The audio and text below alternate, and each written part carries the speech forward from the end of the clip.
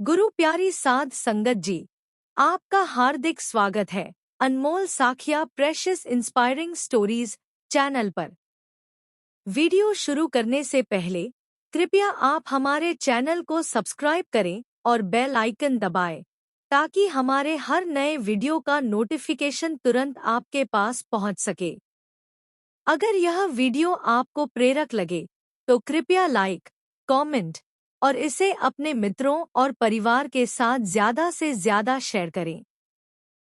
साध संगत जी, ज्ञान, बल और वैभव तभी सार्थक है जब उनके साथ संयम, विनम्रता और आत्मनियंत्रण हो। रावण का पतन उसकी प्रतिभा से नहीं, उसके भीतर के 5 विकारों से हुआ। यही दशहरे की सच्ची सीख है। साध संगत जी, रावण के बारे में हम सभी जानते हैं। रावण को लंकापति के रूप में जाना जाता है, जिसने सीता माता का हरण किया था और उन्हें अशोक वाटिका में कैद रखा था।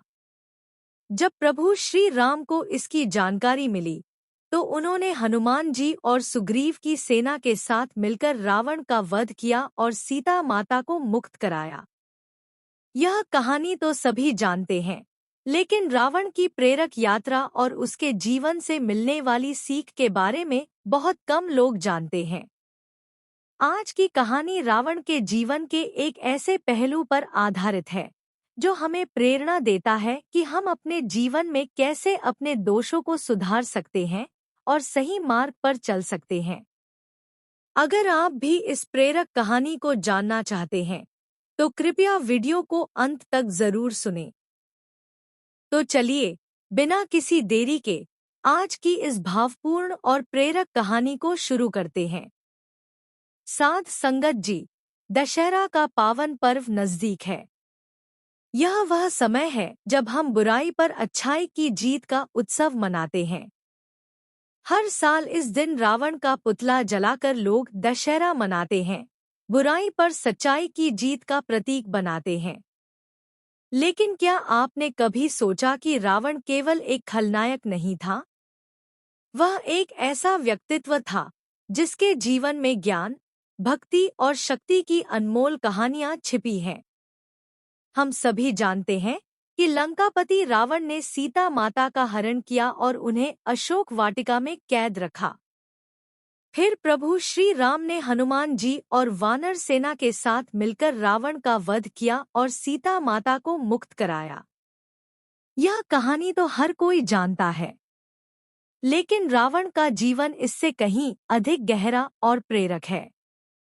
वहीं सिखों के पवित्र ग्रंथ श्री गुरु ग्रंथ साहिब जी में रावण का 19 बार जिक्र किया गया है, जहां गुरु जी ने रावण के जीवन के उन पहलुओं को उजागर किया है जो हमें हैरान कर देते हैं। क्या श्री गुरु ग्रंथ साहिब जी में रावण को एक अच्छा इंसान कहा गया है या बुरा? आज हम इस कहानी में न केवल रावण के जीवन के रहस्यों को जानेंगे, बल्कि यह भी समझेंगे कि उसकी भक्ति, शक्ति और गलतियों से हम अपने जीवन में क्या सीख सकते हैं। तो आइए, इस भावुक और प्रेरक कहानी को अंत तक सुनें और रावण के जीवन से प्रेरणा लें। वाहे गुरु जी का खालसा, वाहे गुरु जी की फतेह। जय श्री राम। एक बार की बात है, एक शांत वन में, जहां हवाएं पेड़ों के पत्तों से हल्की सी सरगोशी कर रही थी, एक गुरु अपने शिष्य के साथ बैठे हुए थे। चारों ओर प्रकृति की शांति थी और हवा में एक गहरी सकारात्मकता बह रही थी। तभी शिष्य ने भावुक स्वर में गुरु जी से कहा, गुरु जी, मेरा दिल बेचैन है। रावण के बारे में सभी जानते हैं। वह 4 वेदों का ज्ञाता था, भगवान शिव का परम भक्त था, एक महान योद्धा और विद्वान था। फिर भी उसने ऐसी गलती क्यों की कि आज लोग दशहरा पर उसका पुतला जलाते हैं? क्या उसके जीवन में कुछ ऐसा था जो हमारे दिल को छू सके? क्या हम उससे कुछ सीख सकते हैं? और गुरुजी, मैंने सुना है कि श्री गुरु ग्रंथ साहिब जी में भी रावण का जिक्र है। क्या वहां उसे अच्छा कहा गया है या बुरा? गुरुजी ने शिष्य की आंखों में उत्सुकता और भावनाएं देखीं। उन्होंने गहरी सांस ली और एक हल्की मुस्कान के साथ कहा, बेटा, रावण का जीवन एक विशाल समुद्र की तरह है, जिसमें भक्ति, ज्ञान और शक्ति की गहराइयां हैं, लेकिन साथ ही अहंकार और विकारों की लहरें भी। आज मैं तुम्हें रावण की एक ऐसी कहानी सुनाऊंगा जो तुम्हारे दिल को छू जाएगी और तुम्हें प्रेरणा देगी कि गलतियां इंसान को परिभाषित नहीं करती, बल्कि उनसे सीखकर उठने की हिम्मत ही असली जीत है। और हाँ, श्री गुरु ग्रंथ साहिब जी में रावण का जिक्र हमें उसके जीवन के दोनों पहलुओं को दिखाता है, उसकी भक्ति और शक्ति की प्रशंसा, साथ ही उसकी मूर्खता और अहंकार की आलोचना। आइए इस कहानी को शुरू करते हैं। गुरुजी ने अपनी भावपूर्ण आवाज में कहना शुरू किया, रावण का जन्म अपने आप में एक रहस्यमयी और करुण कहानी है। भागवत पुराण के अनुसार भगवान विष्णु के वैकुंठ में जय और विजय नाम के दो द्वारपाल थे। एक दिन ब्रह्मा जी के 4 पुत्र, जो अपनी तपस्या और पवित्रता के कारण बच्चों जैसे दिखते थे, विष्णु जी से मिलने वैकुंठ पहुँचे। जय और विजय ने उन्हें रोक दिया और कहा कि भगवान अभी विश्राम कर रहे हैं। ब्रह्मा जी के पुत्रों ने कहा, भगवान अपने भक्तों के लिए हमेशा उपलब्ध रहते हैं, लेकिन जय और विजय नहीं माने। क्रोध में आकर ब्रह्मा जी के पुत्रों ने उन्हें श्राप दिया कि तुम्हें वैकुंठ छोड़कर पृथ्वी पर मानव रूप में जन्म लेना होगा। तब भगवान विष्णु वहां प्रकट हुए।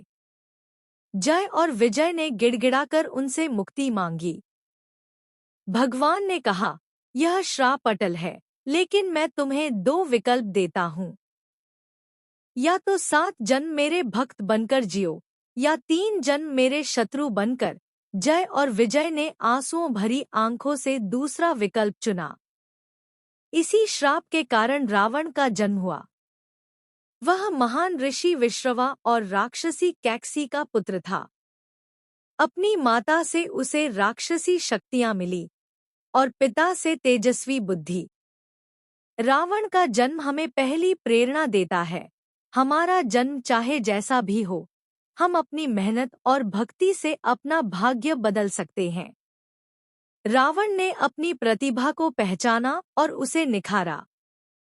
रावण ने बचपन से ही अपनी असाधारण प्रतिभा का परिचय देना शुरू कर दिया था। उसने छोटी उम्र में ही कठोर तपस्या शुरू की। उसने ब्रह्मा जी को प्रसन्न किया और उनकी कृपा से नाभिकुंड में अमृत प्राप्त किया, जो उसे लगभग अजेय बना गया। रावण ने 6 शास्त्रों और 4 वेदों पर महारत हासिल की। वह एक कुशल ज्योतिषी, संगीतज्ञ और योद्धा था। उसने भगवान शिव की ऐसी भक्ति की कि स्वयं शिव जी उसके सामने प्रकट हुए और उसे सिद्धियां दी। रावण इतना शक्तिशाली था कि उसने यमराज को हराया, नागराज को मित्र बनाया और तीनों लोकों में अपनी शक्ति का परचम लहराया। उसके शासनकाल में लंका एक स्वर्ण नगरी थी, जहां प्रजा सुखी थी और हर घर में समृद्धि थी। श्री गुरु ग्रंथ साहिब जी में रावण की भक्ति और शक्ति की प्रशंसा की गई है। गुरु जी फरमाते हैं, समन जो इस प्रेम की दम क्यों होती 60 रावण होते सो प्रंख ने जिन सिर दीने काट।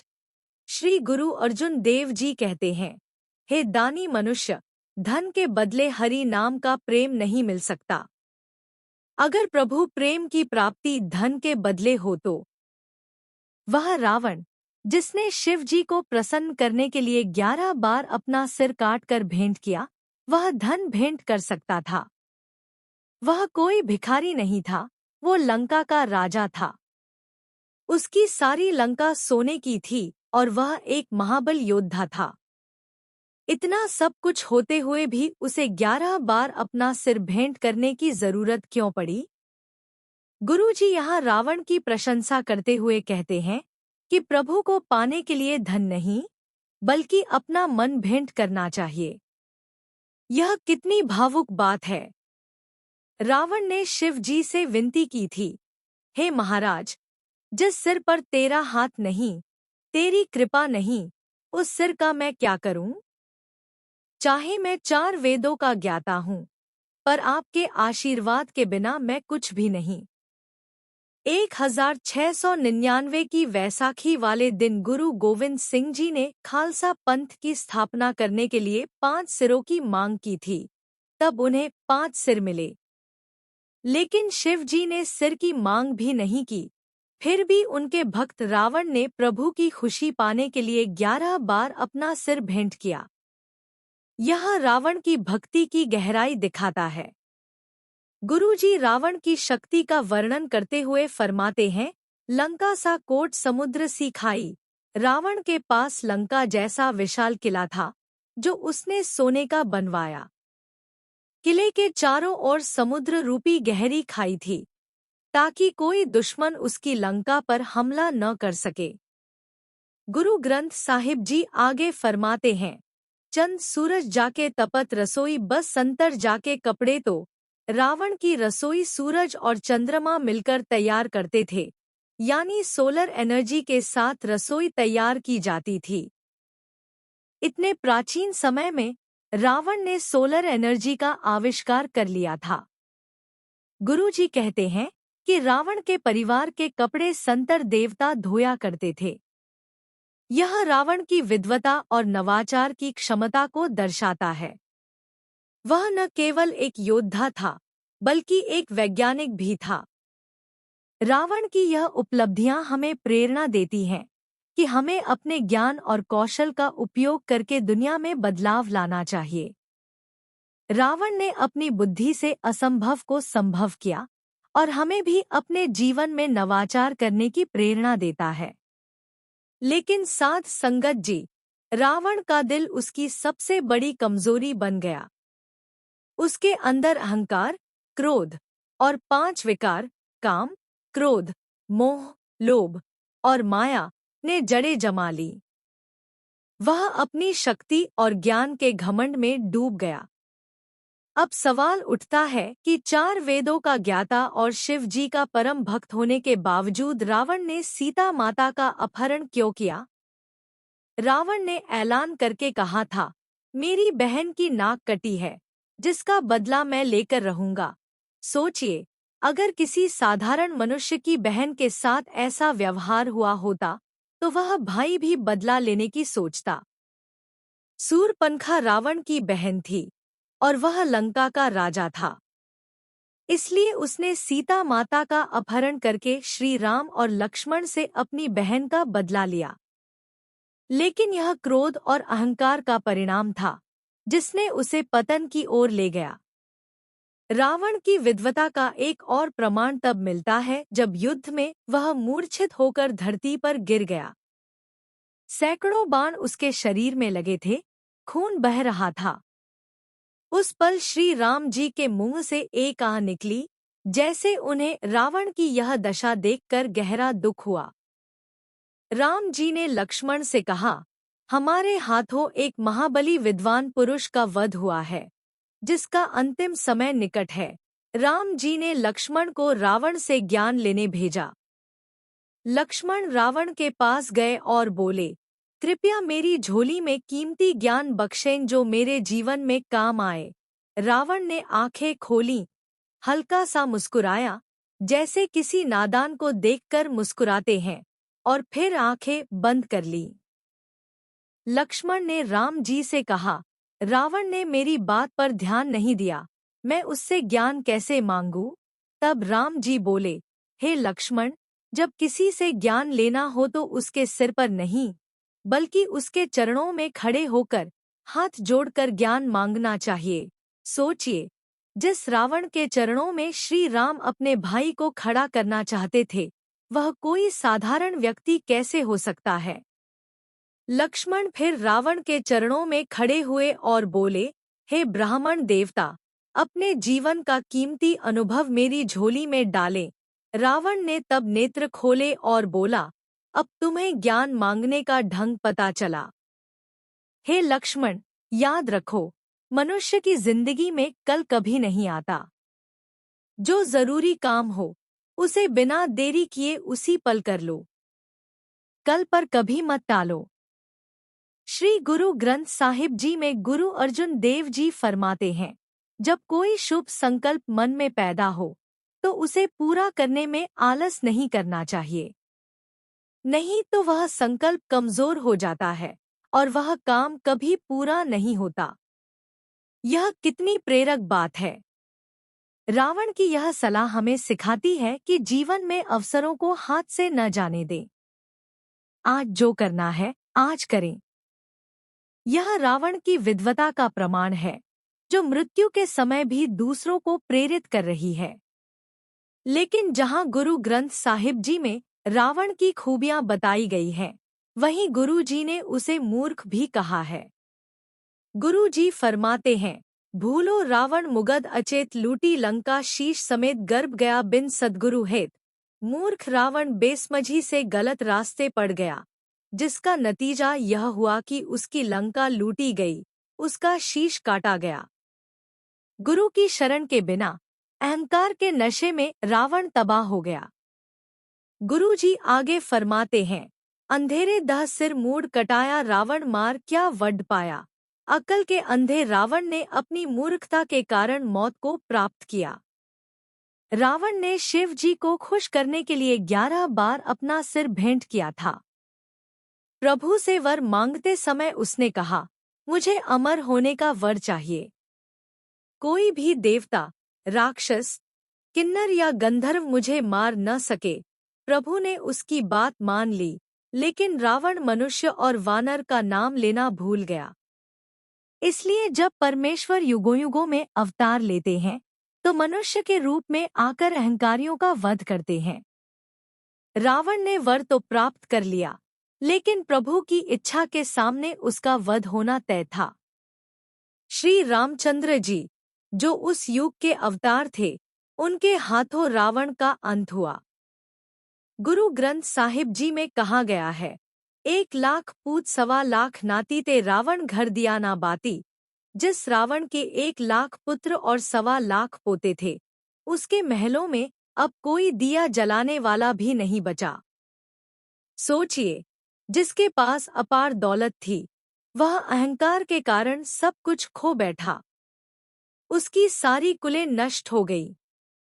यह कितनी करुण बात है। रावण की यह कहानी हमें सिखाती है कि अहंकार कितना खतरनाक है। कितनी भी शक्ति, कितना भी धन, अगर अहंकार है तो सब नष्ट हो जाता है। हमें हमेशा विनम्र रहना चाहिए। यह भी जानना जरूरी है कि जब श्री राम युद्ध जीतकर अयोध्या लौटे, तब रावण का कोई पुतला नहीं जलाया गया। राम जी रावण को एक महाबली योद्धा और शिव का भक्त मानते थे। रावण का पुतला जलाने की परंपरा आजादी के बाद शुरू हुई। हिंदू शास्त्रों में भी इसका कोई उल्लेख नहीं है। आज दशहरे पर लोग रावण का पुतला जलाते हैं, लेकिन पहले उसे माथा टेकते हैं, प्रसाद चढ़ाते हैं। यह कितनी अजीब बात है। जिसे दुष्ट मानते हैं, उसे पहले सम्मान क्यों? जिस रावण को श्री राम ने ज्ञानी कहा, उसे हर साल जलाकर उसकी बेइज्जती क्यों? इस सवाल पर हमें सोचना होगा। रावण की कहानी सुनकर आपका दिल भी पसीज गया होगा। लेकिन यह कहानी केवल दुख की नहीं, बल्कि प्रेरणा की भी है। रावण ने अपनी तपस्या से असंभव को संभव किया। उसने अपनी प्रजा के लिए स्वर्ण युग लाया। उसने अपने परिवार के लिए हर मुश्किल लड़ाई लड़ी। जब उसके भाई कुंभकर्ण को निंद्रासन का श्राप मिला, तो रावण ने आंसुओं के साथ तपस्या की और ब्रह्मा जी से वरदान मांगा कि कुंभकर्ण 6 महीने जागे। यह उसका अपने परिवार के प्रति प्रेम और समर्पण था। रावण की यह भक्ति और समर्पण हमें सिखाता है कि हमें अपने लक्ष्यों के लिए जी जान से मेहनत करनी चाहिए। रावण की कहानी हमें यह भी सिखाती है कि गलतियां हर इंसान से होती हैं, लेकिन असली ताकत यह है कि हम उन गलतियों से सीखें और अपने जीवन को नई दिशा दें। दशहरा का पर्व हमें यही संदेश देता है कि बुराई पर अच्छाई की जीत होती है, लेकिन सबसे बड़ी जीत है अपने अंदर की बुराइयों, अहंकार, क्रोध, लोभ पर विजय पाना। रावण का जीवन हमें प्रेरित करता है कि हमें अपने लक्ष्यों के लिए मेहनत करनी चाहिए, लेकिन अपने मन को शुद्ध और नियंत्रित रखना चाहिए। साथ संगत जी, रावण की यह कहानी मेरे दिल को भी भावुक कर गई है। उसका जीवन हमें सिखाता है कि हमारा मन एक चंचल घोड़ा है। अगर हम इसे नियंत्रित नहीं करेंगे, तो यह हमें गलत रास्ते पर ले जाएगा। लेकिन अगर हम इसे विवेक और धैर्य की लगाम से बांध लें, तो यह हमें सफलता की ऊंचाइयों तक ले जा सकता है। रावण ने भक्ति, ज्ञान और शक्ति से दुनिया को जीत लिया, लेकिन अपने मन को नहीं जीत सका। अगर वह अपने अहंकार और क्रोध पर काबू पा लेता, तो शायद आज उसे एक महानायक के रूप में याद किया जाता।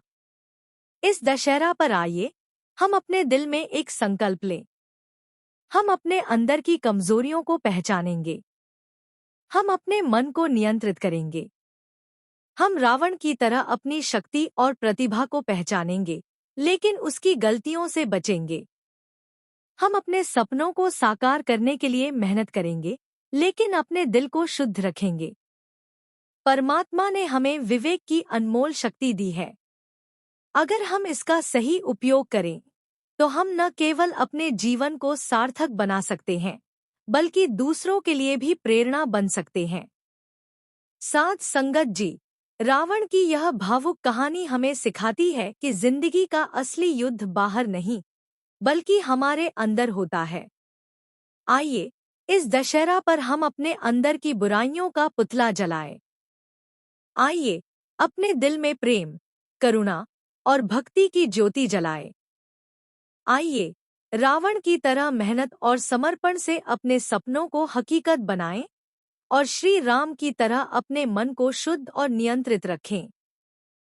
साथ संगत जी, अगर यह कहानी आपके दिल को छू गई हो, तो कृपया इसे लाइक करें, अपने भाव कमेंट में साझा करें और अपने प्रियजनों के साथ शेयर करें। आपके प्यार और समर्थन के लिए मेरे दिल से बहुत बहुत धन्यवाद। वाहेगुरु जी का खालसा, वाहेगुरु जी की फतेह। वाहेगुरु जी का खालसा, वाहेगुरु जी की फतेह। साथ संगत जी, हमारे चैनल अनमोल साखिया पर हम हमेशा यह मानते हैं कि हर साखी केवल एक कहानी नहीं होती। यह गुरु नानक देव जी की गहन शिक्षाओं, जीवन मूल्यों और आत्मिक प्रेरणा का संदेश देती है, जो हमारे मन और हृदय को जागृत करती है। आज की साखी से आपने क्या सीखा? कृपया नीचे कमेंट्स में अपने विचार साझा करें। हमें जानकर बहुत खुशी होगी कि ये कहानियाँ आपके जीवन में सकारात्मक बदलाव और प्रेरणा कैसे ला रही हैं।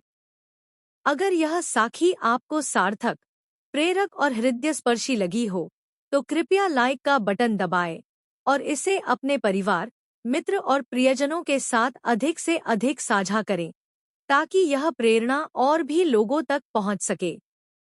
और हाँ, ऐसी और प्रेरक, उत्थानकारी और शिक्षाप्रद साखियों के लिए हमारे चैनल अनमोल साखिया चैनल को सब्सक्राइब करें और बेल आइकन दबाना न भूलें, ताकि आप हमारे आने वाले हर नए वीडियो से कभी न चूकें।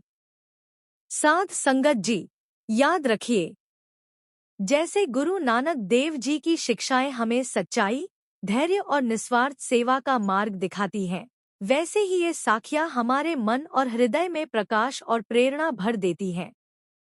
तो फिर मिलते हैं अगले वीडियो में नई साखी, नई प्रेरणा और नई आशा के साथ। सत श्री अकाल।